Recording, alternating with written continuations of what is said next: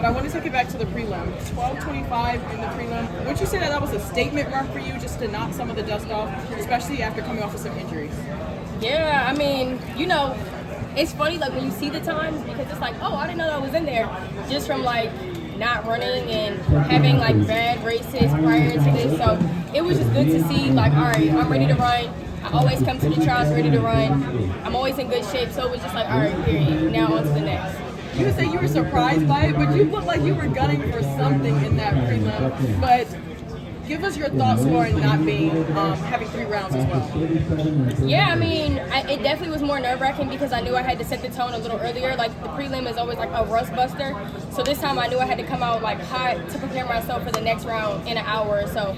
So I mean, I wasn't shocked just because I run fast times this season, but I haven't run multiple fast times because after running the 12:17, I did get injured, so I had to like take a step back to get back to where I'm at now. So it wasn't a shock, but it was just good to see.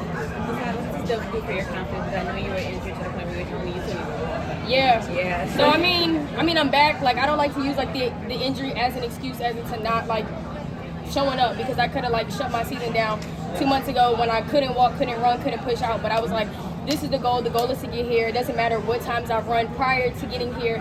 Just like last year at the trials, I didn't run any fast times before I got here. So I feel like I always understand the assignment coming here, and I mean, I just continue to show like the world who I am and who I believe I am.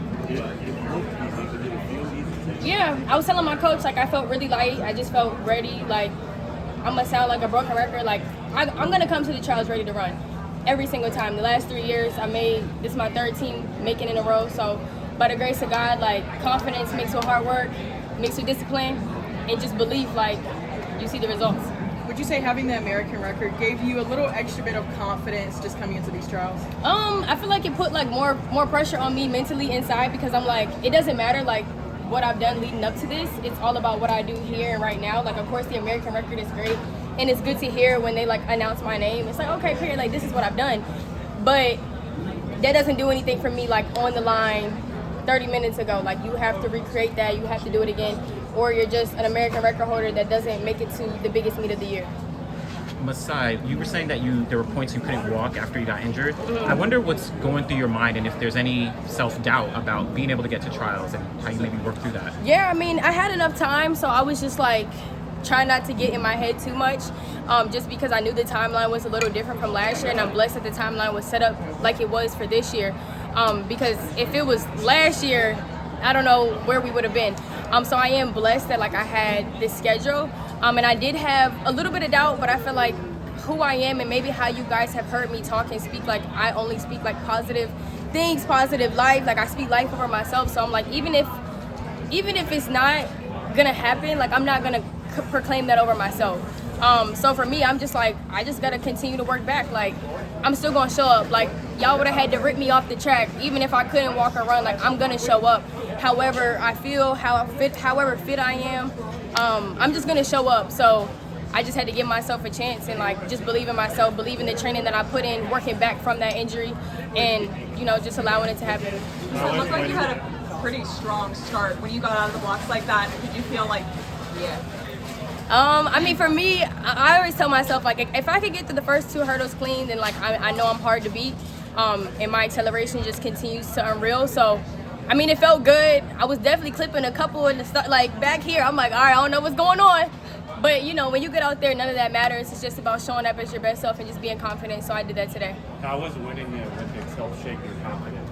I think winning the Olympics actually, like, it put like a little more pressure like on myself, like on me, because now I feel like I have a standard to uphold. People expect something from the reigning Olympic champion, and I feel like I've told people this before, like I don't think that I would have been blessed with that major title if I wasn't able to carry the weight of that.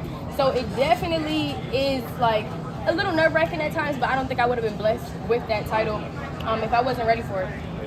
What was It's been a lot this last night, maybe a calendar year and a half. How much have you evolved as a person? What have you learned?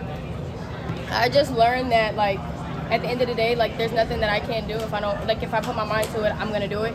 Everything that I've said over my life, I've done it. All the goals that I've written down, except for the world record, has come to fruition.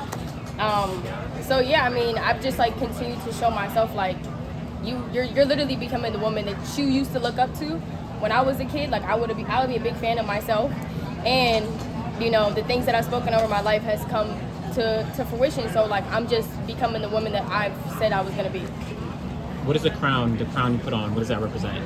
Hurdle queen, hurdle champ, like 3-time US champ now. So my boyfriend told me, like, when you win, don't act surprised. So I didn't like last year, you know, that was a long season for me. It was hard. I broke down and crying. But this time I was like, you know, I knew what the goal was. And I mean, just from the season that I've had leading up to this year, leading up to the doubt from other people, a little bit of doubt within myself, but I never gave it life.